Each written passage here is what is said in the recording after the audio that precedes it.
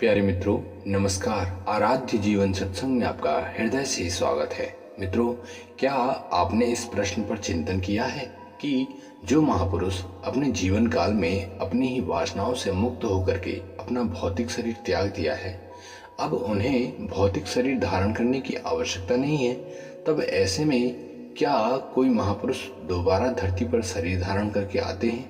क्योंकि कई महापुरुषों के बारे में कहा जाता है कि ये पिछले जन्म में जीवन मुक्त महापुरुष थे, अब समाज का कल्याण तथा लोगों का उद्धार करने के लिए धरती में पुनः आए हैं। तब ऐसे में प्रश्न गंभीर हो जाता है कि जब उस महापुरुष ने जीवंत ही अपने सारे प्रश्नों का समाधान करके सब वासनाओं से मुक्त हो गए हैं, तब संसार से क्या लेना देना? भाई, जो शरीर धारण करके आया है उसका अपना कर्तव्य है कि वह अच्छा करे या बुरा करे, किंतु जिसने अपनी वासनाओं को सोच समझ करके त्याग दिया है उसे अब शरीर धारण करने की क्या आवश्यकता है? कोई महापुरुष जो वासनाओं से मुक्त होकर शून्य में समाहित हो गया है, उसे यदि धरती में पुनः शरीर धारण करना पड़े, चाहे वह लोक कल्याण के लिए ही क्यों न हो, तब ये नियम तो अधूरा ही रह जाएगा ना कि उस महापुरुष की कोई इच्छा नहीं है। जन्म लेने का अर्थ है अभिलाषाएं अधूरी हैं। वो चाहता है कि समाज का कल्याण हो, तो ये भी तो एक कामना ही है। और यदि शरीर धारण करके धरती में पुनः आना पड़े, तब वह जीवन मुक्त कैसे हुए? ये हो ही नहीं सकता। प्यारे मित्रों, मतलब इतना ही है कि कोई महापुरुष जिसने अपने भौतिक शरीर के रहते जीवंत ही वासनाओं को त्याग दिया है और आनंद में लीन हो गया है, उसे शरीर धारण करने की आवश्यकता नहीं है। उसे दुख और सुख से कोई लेना देना नहीं।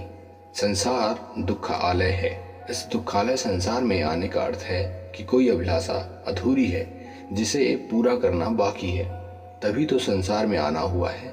और ऐसे में वासना का अंत हो नहीं सकता। मित्रों, अर्थ यह निकलता है कि जो महापुरुष अपने जीवन काल में ही अपनी वासनाओं से मुक्त हो चुके हैं, जिन्हें हम अमर कहते हैं, वो अब शरीर धारण नहीं करेंगे। ये निश्चित है, क्योंकि उन्हें उनके जीवन काल से पहचाना जा सकता है कितना वैराग्य जीवन जी करके उन्होंने अपने जन्म मरण के बंधन को काटा है।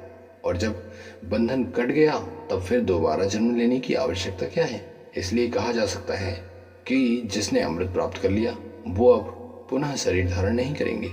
जैसे कि महात्मा बुद्ध, महात्मा कबीर, गुरु नानक, ईशा और महावीर जैसे न जाने कितने, जब इन्होंने अपने जीवन में ही वासनाओं को त्याग कर दिया है और कोई इच्छा ही नहीं रही, तब क्या ये पुनः जन कल्याण के लिए धरती पर आएंगे?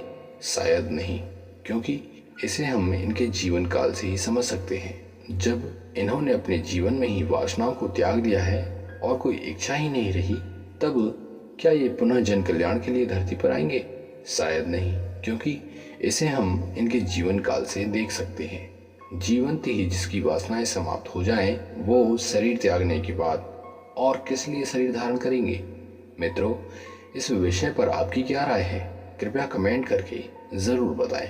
क्या ये प्रश्न आपके लिए उपयोगी है, हाँ या ना? और ऐसे ही आध्यात्मिक ज्ञान के लिए अपने आराध्य जीवन सत्संग से यूं ही जुड़े रहें। मिलते हैं अगली अमृत प्रेरणा में। तब तक के लिए नमस्कार, धन्यवाद, जय हिंद, वंदे मातरम।